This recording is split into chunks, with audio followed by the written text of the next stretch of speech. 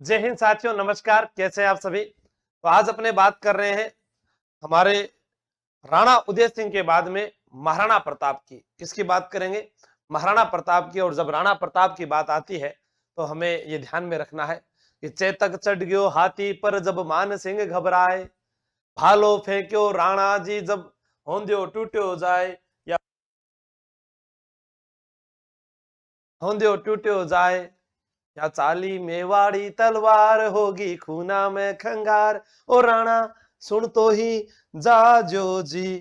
तो मेवाड़ महाराणा प्रताप की बात करते हैं और कहा जाता है जब चेतक पर सवार होकर युद्ध क्षेत्र में आता था, बाबर की औलादों का कच्छा गीला हो जाता था। 8 फुट महाराणा से कद अपना नापा करते थे, देख सामने अकबर के भी गुर्दे कांपा करते थे। घास चपाती खाने वाला खुद खुददार कहानी था, उस मेवाड़ी पानी के आगे अकबर पानी पानी था। अकबर पानी पानी था।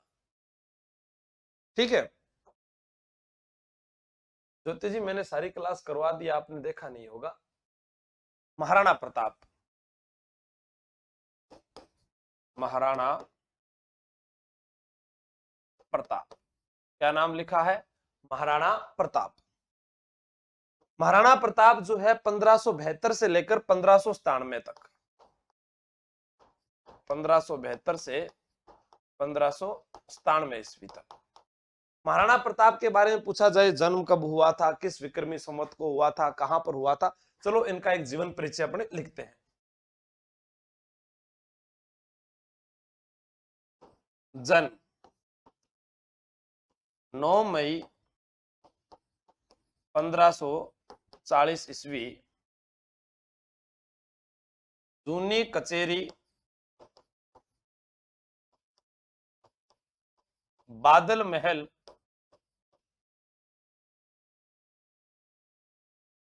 कटारगढ़,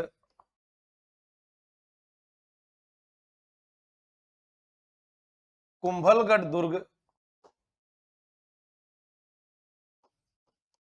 और राजसमंद जिला, राजसमंद जिला आपको याद रखना है। अब आपसे पूछा जाए प्रताप जयंती कब आती है? प्रताप जयंती तो आप बताएंगे ज्येष्ठ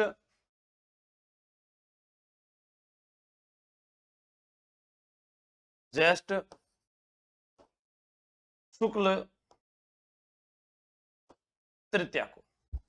प्रताप जयंती कब आती है? ज्येष्ठ शुक्ल तृतीया को आती है। आपको याद रखना है इतिहास के एकमात्र ऐसे शासक हैं जिनका जन्म 1597 कब हुआ था? 1597 जन्म जो है 1597, हाँ, विक्रमी संवत, बिल्कुल 1597 विक्रमी संवत। हाँ, अभी लिखेंगे तब आपको याद हो जाएगा। देखो अभी मैं यहां पर 1540 कैसे आपको समझ में नहीं आ रहा। देखो जन्म कब हुआ? 1540 ईस्वी, इसमें क्या जोड़ दो? 57, तो क्या आ जाएगा? 1597 विक्रमी संवत को जन्म। इतिहास के एकमात्र ऐसे राजा, नोट लगा के लिखोगे, इतिहास के एकमात्र ऐसे राजा जिनका जन्म 1597 विक्रमी संवत व मृत्यु 1597 ईस्वी को हुई। अब देखो जन्म भी 1597, मृत्यु भी 1597, याद रखना अपन, ठीक है। मैथ की भी लगेगी, सब लगेगी क्लास से। तो आपको याद रखना है कि महाराणा प्रताप के जीवन परिचय में सबसे पहले महाराणा प्रताप का जन्म क्या याद रखना है? महाराणा प्रताप का जन्म। बाद में याद करवा दूंगा मैं आपको, कैसे याद होगा वो भी मैं बताऊंगा। जन्म हुआ 9 मई 1540 ईस्वी को, जूनी कचेरी, बादल महल, कटारगढ़, कुंभलगढ़, राजसमंद, राजस्थान। आपको याद रखना है कि कुंभलगढ़ का जो ऊपरी भाग होता था उसे बोलते थे कटारगढ़। कटारगढ़ को मेवाड़ की आंख कहा जाता है, जो कुंभा का निवास स्थान था। वहीं पर महाराणा प्रताप का जन्म हुआ, क्योंकि महाराणा प्रताप के पिता उदय सिंह, जिनको बनवीर मारना चाहता था, हम पीछे वीडियो में पढ़ चुके हैं कि बनवीर जब मारना चाहता था तो पन्नाधाय जो है कीरत बारी की सहायता से चित्तौड़गढ़ से उनको यहां लेकर आई थी। ठीक है,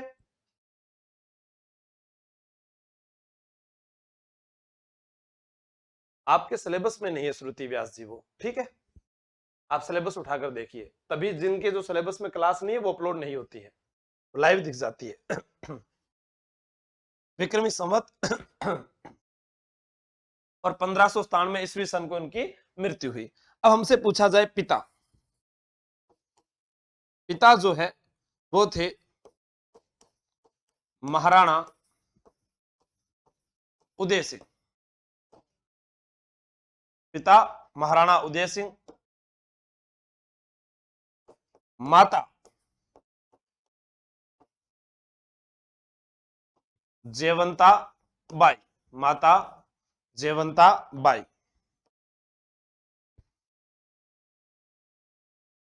पत्नी अजबदे पंवार।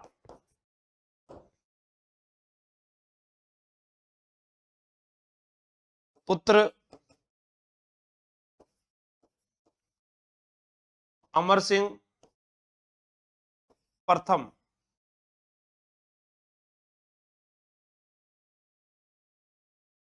नाना अखेराज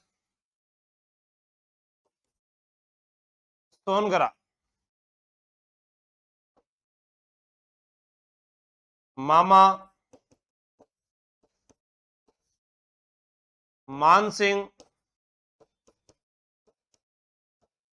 सोनगरा।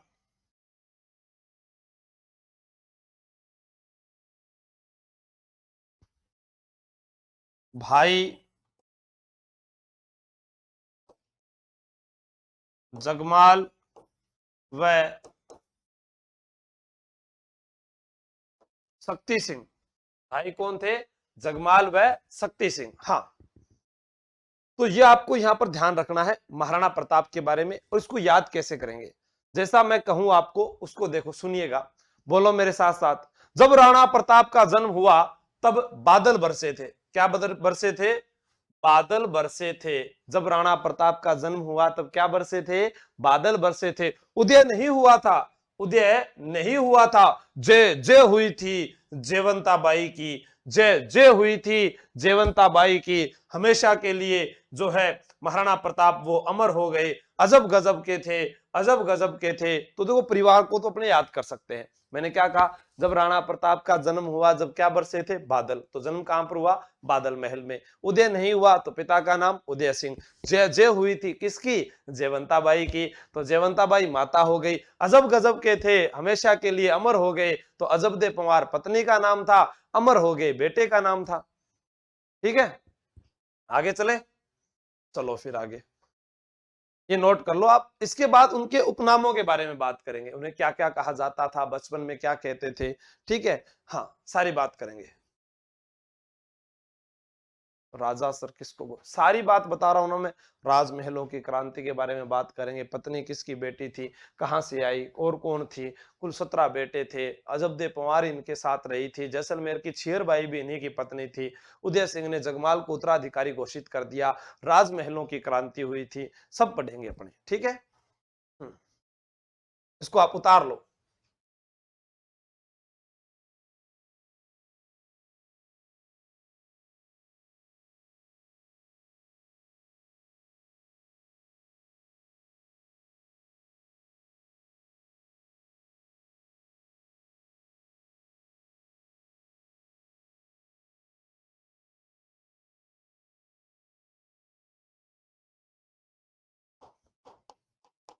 राणा प्रताप के बचपन का नाम, राणा प्रताप के बचपन का नाम था कीका। क्या था? कीका।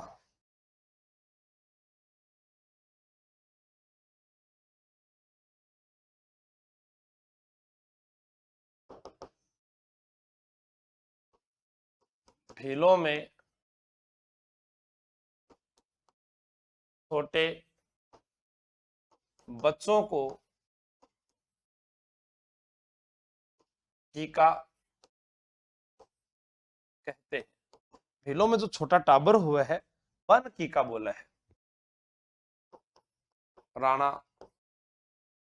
प्रताप के उपनाम, जैसे आपने सुना होगा हल्दी घाटी का शेर कहा जाता है, हिंदुआ सूरज कहा जाता है, मेवाड़ केसरी कहा जाता है, भारत का वीर पुत्र कहा जाता है। क्या कहा जाता है? सबसे पहले आपने नाम सुना होगा हल्दी घाटी शेर, हल्दी घाटी का शेर। फिर इनको कहते हैं मेवाड़ केसरी। क्या कहते हैं? मेवाड़ केसरी। हिंदुआ सूरज, हिंदुआ सूरज भारत मां का वीर पुत्र, भारत मां का वीर पुत्र कहा जाता है। क्या कहा जाता है? राणा प्रताप के उपनाम, हल्दी घाटी का शेर कहा जाता है, मेवाड़ केसरी कहा जाता है, हिंदुआ सूरज कहा जाता है, भारत मां का वीर पुत्र कहा जाता है। बचपन में उनको कीका कहा जाता था। अब हम बात करते हैं राणा प्रताप जो है उनका राज्याभिषेक कब हुआ था? 32 वर्ष की आयु में हुआ था। ठीक है।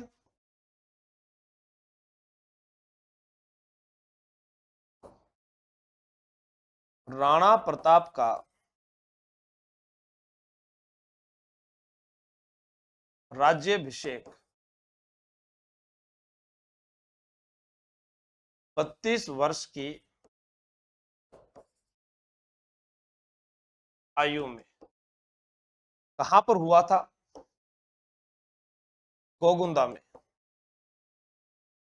और गोगुंदा में हुआ कब था?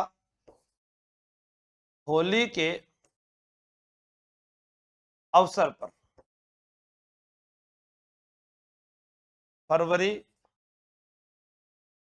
1572, या आपको इसकी जगह मिल सकता है 1 मार्च 1572, क्योंकि 28 फरवरी जो है होली के अवसर पर 28 फरवरी को जो है उनकी मृत्यु हुई थी। तो अपने जो है 1 मार्च 1572 जो है इसको सही मानते हैं कि गोगुंदा के अंदर हुआ था। अब होली किस महीने में आती है? राज्याभिषेक गोगुंदा में हुआ था फाल्गुन माह में, फाल्गुन माह में गोगुंदा में होली के अवसर पर। गोगुंदा कहां पड़ता है? गोगुंदा उदयपुर में आता है। गोगुंदा कहां पर है? उदयपुर में आता है। समझ में आ गई बात आपको? उतार लो। अब किसको उत्तराधिकारी घोषित किया गया, किसको नहीं किया गया, उसके बारे में बात करते हैं। आगे चलते हैं। कल हमने थोड़ा सा पढ़ा भी था कि जो उदय सिंह थे, उदय सिंह, इनकी एक रानी थी जिसका नाम है जयवंता बाई, जिसका पुत्र है राणा प्रताप। उस समय तो कुंवर प्रताप ही कहते थे। एक पत्नी है इसकी संजना बाई। इसका जो पुत्र है वो है शक्ति सिंह। इसका पुत्र कौन है? शक्ति सिंह। और इधर हमारे पास में है जयवंता बाई, संजना बाई, और उसके अलावा है धीर भटियाणी, धीर भटियाणी। धीर भटियाणी का जो बेटा है उसका नाम है जगमाल।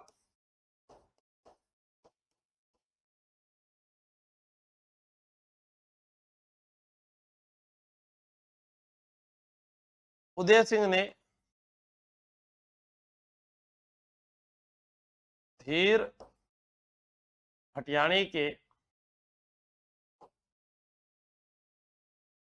प्रभाव में आकर उदय सिंह ने धीर भटियाणी के प्रभाव में आकर जगमाल को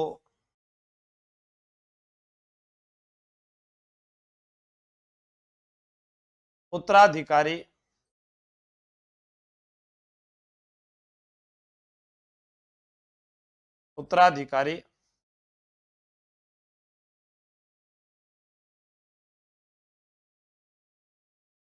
घोषित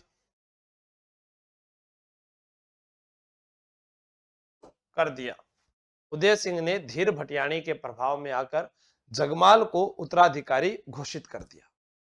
अब क्या होता है, जब जगमाल को उत्तराधिकारी घोषित कर दिया जाता है, राणा प्रताप, शक्ति सिंह, इनको उत्तराधिकारी घोषित नहीं किया जाता, तो अपने को याद करना है कि गोगुंदा जब पिता की मृत्यु हुई, उस समय जब उनका अंतिम संस्कार किया जा रहा था, तब कृष्णदास चुंडावत ने, रावत कृष्णदास चुंडावत ने राणा प्रताप को तलवार बांध दी थी। वहां पर अखेरा सोनगरा उनके नाना भी मौजूद थे, और ग्वालियर के राम सिंह तंवर सर चश्मा लगाओ लगाऊंगा। दीपक सोनी जी, आप सभी जब मैं लाइव आता हूं सभी तभी शिकायत करते हैं। टेक्निकल टीम के नंबर दिए हुए, आप कॉल कर लिया करें सभी लोग, मुझे पढ़ाने दीजिएगा। इतना ही समय होता है कि मैं पढ़ाऊं या आप लोगों के कमेंट पढ़ूं। आपको मैंने व्हाट्सएप नंबर दे रखे हैं, कॉलिंग नंबर दे रखे हैं, उनको फोन कीजिएगा, ठीक है।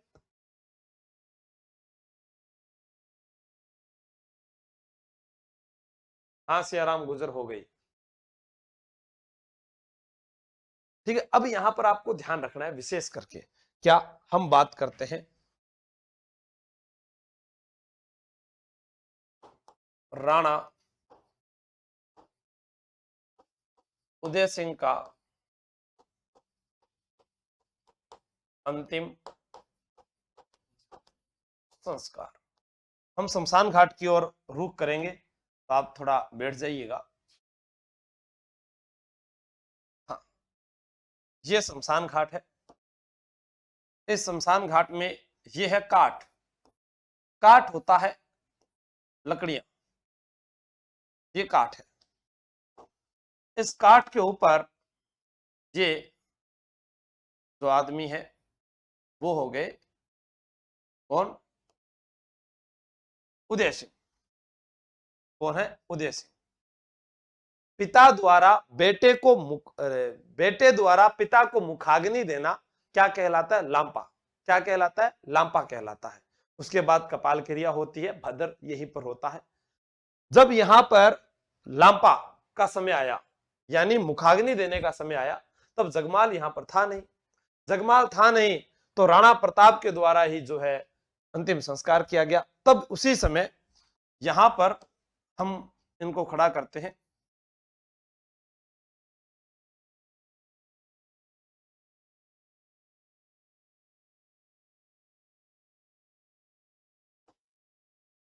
ये राणा प्रताप, राणा प्रताप, इनके यहां पर मौजूद और भी लोग, जिनमें ये है राम सिंह तंवर ग्वालियर से,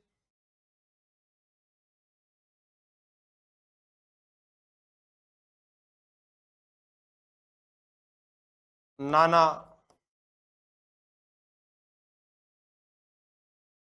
अखेराज सोनगरा,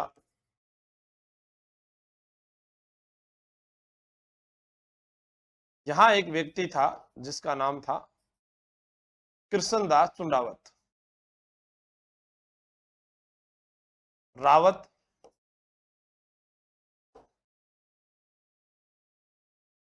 कृष्णदास चुंडावत ने राणा प्रताप को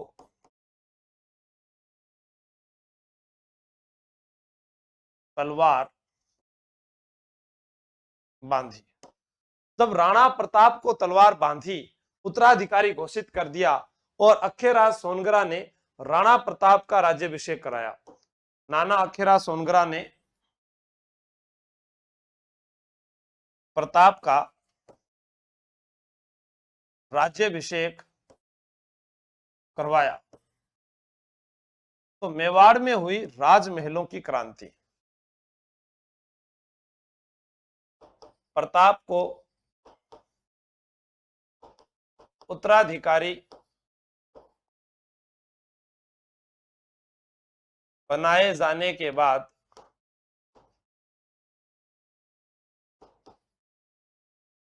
मेवाड़ में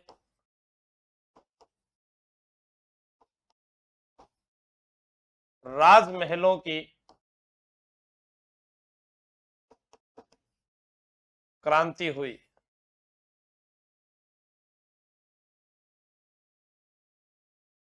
जगमाल नाराज होकर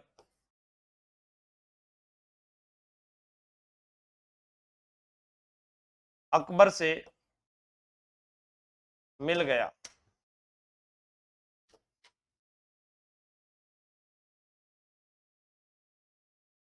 अकबर ने आंधी व जहाजपुर की जागीर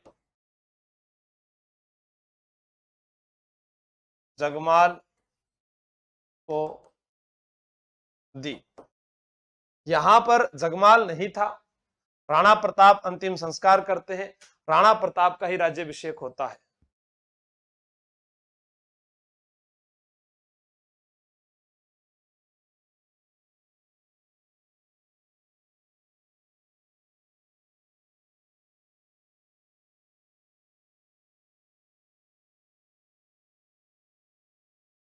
राम सिंह ने बनाया तो स्वरूप है। हाँ, जो भी है आप देख लो, स्वरूप ही है। टाइम पर ही है अंजलि जी क्लास, और कैसे टाइम पर होती है? शाम का टाइम होता है जब क्लास ले लेते हैं। ठीक है, तो राणा उदय सिंह का अंतिम संस्कार, अंतिम संस्कार के दिन, ये स्थान कौन सा है? ये शमशान घाट जो है, ये गोगुंदा का स्थान है। गोगुंदा, गोगुंदा कहां पर है? उदयपुर में। ठीक है, यहाँ राणा रावत कृष्णदास चुंडावत ने राणा प्रताप को तलवार बांध दी थी।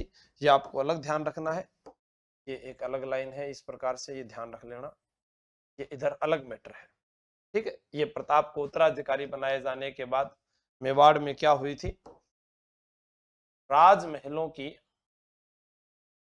क्रांति हुई थी। जगमाल नाराज होकर अकबर से मिल गया। अकबर ने आंधी व जहाजपुर की जागीर जगमाल को दी थी। अब क्या होता है? राज्याभिषेक के बाद राणा प्रताप के सामने स्थगित। ठीक है, राज्याभिषेक के बाद राणा प्रताप के सामने स्थगित क्या स्थिति क्या थी? जब राणा प्रताप गद्दी पर बैठे तो सबसे पहले मुगलों का विरोध आया उनके सामने, क्योंकि अकबर ने चित्तौड़ पर आक्रमण किया ही था उदय सिंह के समय, और उसका प्रतिशोध तो लेना ही लेना था। उसके बाद अकबर के द्वारा चित्तौड़गढ़, मांडलगढ़, बदनौर, बेराट आदि पर अधिकार कर लिया गया। वो मुगलों का अधिकार था, और मेवाड़ की आर्थिक और सामाजिक स्थिति को सही करना। ठीक है, आगे चलते हैं। थोड़ा सा मैं दो बातें और लिख देता हूं।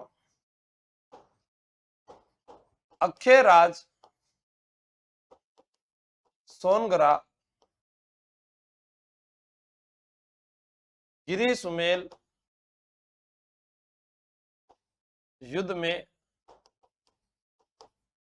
मारे गए थे।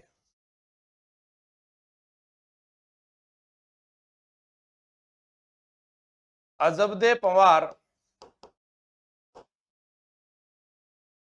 बिजोलिया के रामरथ पंवार की पुत्री थी जो राणा प्रताप के साथ जंगलों में रही।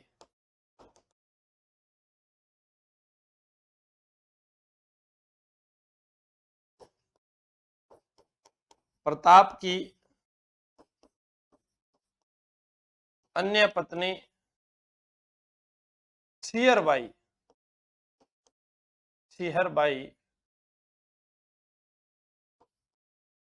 जैसलमेर की राजकुमारी थी।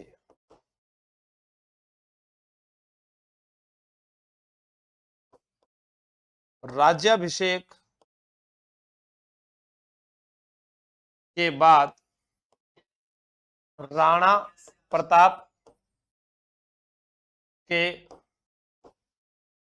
सामने स्थिति मानने को नहीं रहा। राणा प्रताप के सामने स्थिति जो थी वो क्या थी, उसको आपको पॉइंटों में लिखना है।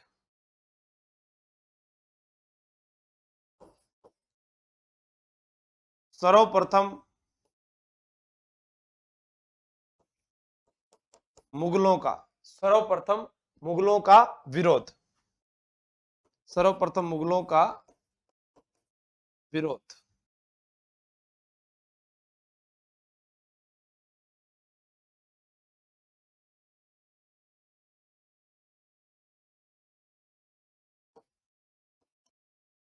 चित्तौड़गढ़,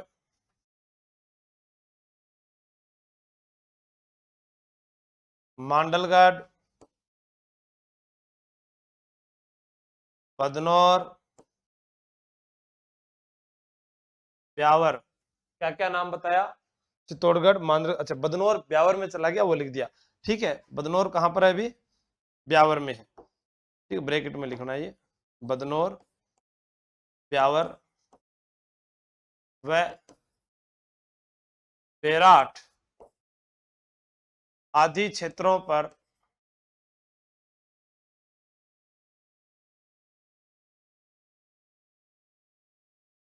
मुगलों का अधिकार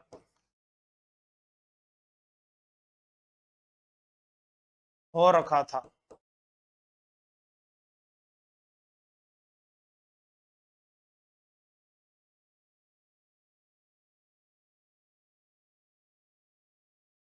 ठीक है, और तीसरा है कि मेवाड़ की आर्थिक सामाजिक स्थिति में सुधार करना। मेवाड़ की आर्थिक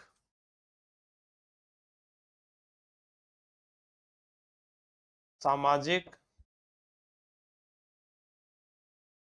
स्थिति में सुधार करना। ये सब राणा प्रताप के सामने समस्याएं थी। लेकिन एक और अकबर, वह भी सबसे बड़ी चुनौती बन चुका था। उसने नागौर दरबार लगाया और उस नागौर दरबार में जो है मेवाड़ से कोई भी नहीं आता है। इस कारण उन्हें पता लगता है कि उस समय उनके पिता जो है वो बीमार थे और उनकी मृत्यु हो जाती है। तो महाराणा प्रताप के द्वारा जब राज्याभिषेक करवाया जाता है गोगुंदा में, इस बात का पता लगा अकबर को। तो अकबर ने कहा कि राज्याभिषेक के बाद भी कोई राजा मेरे पास में नहीं आया है, तो वह अपने संधि प्रस्तावक यानी दूत भेजता है। प्रश्न पूछा जाता है, बहुत बार एग्जाम में भी आया है कि महाराणा प्रताप के विरुद्ध भेजे गए अकबर के द्वारा संधि प्रस्तावक कौन कौन से थे। सीधा सीधा एक प्रश्न आता है।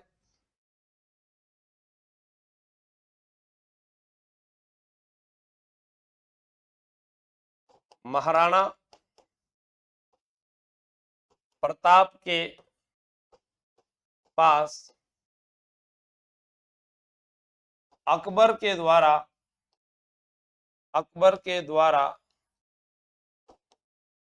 भेजे गए संधि प्रस्तावक। महाराणा प्रताप के पास अकबर के द्वारा भेजे गए संधि प्रस्तावक। अब अकबर के द्वारा भेजे गए संधि प्रस्तावकों में हमारे पास नाम आता है जमा भाटो। क्या नाम आता है? जमा भाटो नाम आता है। जमा भाटो में सबसे नंबर 1 पर रखना है जलाल खां कोरची। क्या नाम है? जलाल खां कोरची। नंबर 2 पर मिर्जा राजा मान सिंह। नंबर 3 पर भगवंत दास। नंबर 4 पर टोडरमल, जो अकबर का वित्त मंत्री हुआ करता था। एग्जाम में ये सीधा पूछा जाता है। इसके अलावा तारीख पूछी जाती है। जो सबसे पहले गया था वो गया था नवंबर 1572 ईस्वी। कब गया था? नवंबर 1572 ईस्वी। उसके बाद तीनों के तीनों 1573 में गए थे। जून 1573 ईस्वी,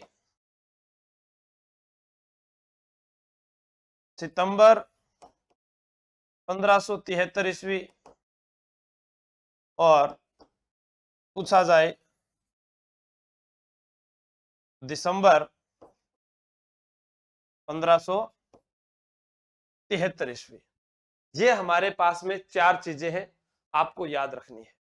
अब इनमें से एक हमारे पास में एक कहते दंत कथा बोल दीजिए उसको, या कई बार हमसे पूछा भी जाता है कि एग्जाम में पूछ ले आप लोगों से कि क्या हुआ था आखिर सर। तो मानसिंह जब मेवाड़ पहुंचा था तब कहते हैं कि महाराणा प्रताप की उसके साथ मुलाकात नहीं होने दी थी अमर सिंह प्रथम ने।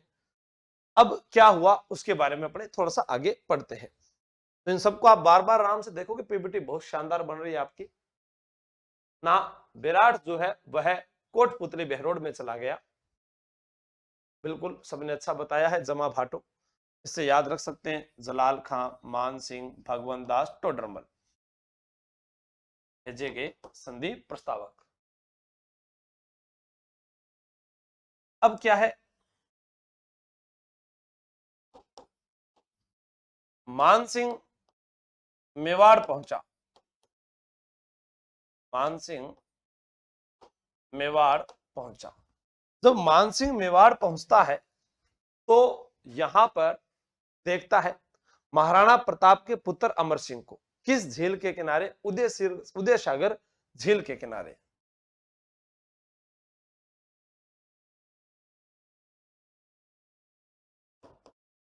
उदय सागर झील।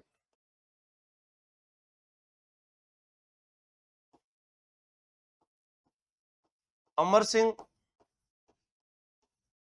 प्रथम व मान सिंह की मुलाकात उदय सागर झील किनारे हुई। किसके किनारे हुई थी? उदय सागर झील के किनारे उनकी मुलाकात हुई थी। आपको ध्यान रखना है मान सिंह यहां पर कहां से आया था? डूंगरपुर अभियान से। डूंगरपुर अभियान के बाद मान सिंह मेवाड़ आया था, क्योंकि यह डूंगरपुर अभियान पर गया हुआ था। तो वहां पर क्या होता है कि अकबर ने फोन किया, इंस्टाग्राम पर वीडियो कॉल की कि भाई मान सिंह तू वहां गया हुआ तो है ही, तो वहां से आते आते एक बार मिलकर आ जाना ना। उसने कहा ठीक है मैं मिलकर आ जाऊंगा। तो यहां पर ये मान सिंह है।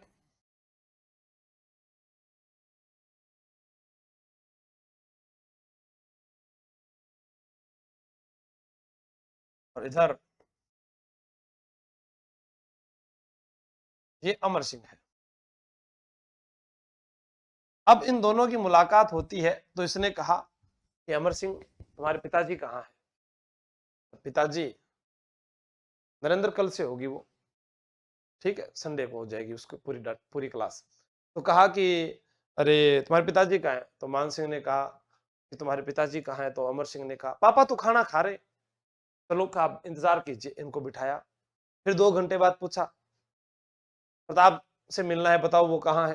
खाना खा रहे। तो ऐसे करके क्या है कि मान सिंह का समय बढ़ा दिया। मान सिंह को आया गुस्सा।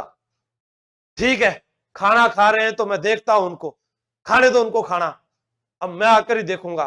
तब वहां अमर सिंह के पास में, अमर सिंह जो था इसके पास में एक सेनापति और खड़ा था। ये अपने सेनापति है। इस सेनापति ने कहा मान सिंह जा जा, चला जा, ध्यान रखना जब तू आए ना तो अपने फूफा को साथ में लेके आना। फूफा कौन था जी? फूफा तो अकबर। अब के फूफा ने साथ में लिए हो। तब यहां पर मान सिंह का अपमान हुआ। ये कौन है? मान सिंह। मान सिंह को लगा भाई इन्होंने तो मेरी बहादुरी को ऐसे ही समझ रखा है, और अपमान हुआ। तब मान सिंह गया अकबर के पास और अकबर को कहा कि भविष्य में जब भी आपको अगर मेवाड़ पर आक्रमण करने की आवश्यकता हो तो सबसे पहले मुझे आप भेजेंगे। मैं जाऊंगा मेवाड़ के अंदर और मैं युद्ध का नेतृत्व करूंगा। तब अकबर ने कहा ठीक है। जब 4-4 संधि प्रस्तावक भेज दिए गए तब भी राणा प्रताप नहीं माना तो सेना तैयार की जाए। और मानसिंह जयपुर में जाकर सेना तैयार करता है। आइए एक नजर हल्दी घाटी युद्ध से पहले की डालते हैं।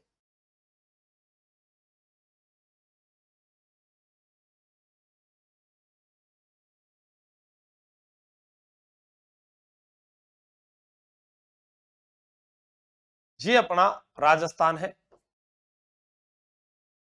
इस राजस्थान में ये त्रिभुज की आकृति का जिला और ये जयपुर, इसके नीचे ये आयत की आकृति का जिला और ये तिलक की आकृति का जिला पहले हुआ करते थे। ठीक है, अब की बात नहीं कर रहा हूं मैं, पहले की बात कर रहा हूं। यहां पर जयपुर, जयपुर शासक मान सिंह प्रथम।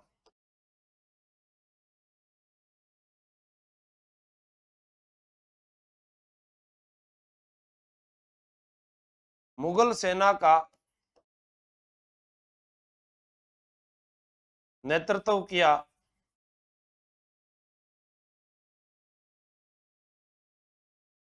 हल्दी घाटी युद्ध में। इस अजमेर में एक दुर्ग पड़ता है, इसका नाम था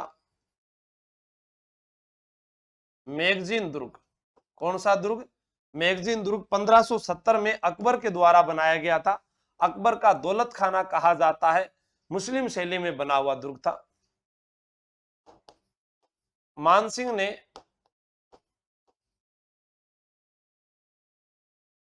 हल्दी घाटी युद्ध की व्यूह रचना, मानसिंह ने हल्दी घाटी युद्ध की व्यूह रचना मैगजीन दुर्ग में बनाई। मानसिंह ने हल्दी घाटी युद्ध की व्यूह रचना मैगजीन दुर्ग में बनाई। ठीक है, मैगजीन दुर्ग में बनाई। यहां एक दुर्ग पड़ता था, उसे बोलते थे मांडलगढ़ दुर्ग।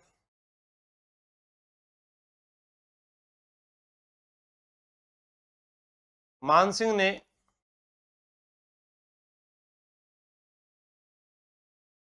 मुगल सेना को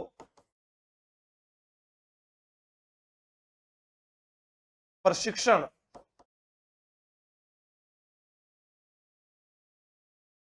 मांडलगढ़ में दिया था। और यहां पड़ता है एक स्थान जिसे बोलते हैं हल्दी घाटी। और हल्दी घाटी जो है ये स्थान पड़ता है राजसमंद जिले में। आपको याद रखना है, हल्दी घाटी युद्ध से पहले सैनिकों को मान सिंह ने मुगल सेना को प्रशिक्षण कहां पर दिया? मांडलगढ़ दुर्ग भीलवाड़ा में दिया। मान सिंह ने हल्दी घाटी युद्ध की व्यूह रचना, या मैं इसको कह सकता हूं रणनीति, रणनीति कहां बनाई? मैगजीन दुर्ग में बनाई थी। और मैगजीन दुर्ग किस जिले में पड़ता है?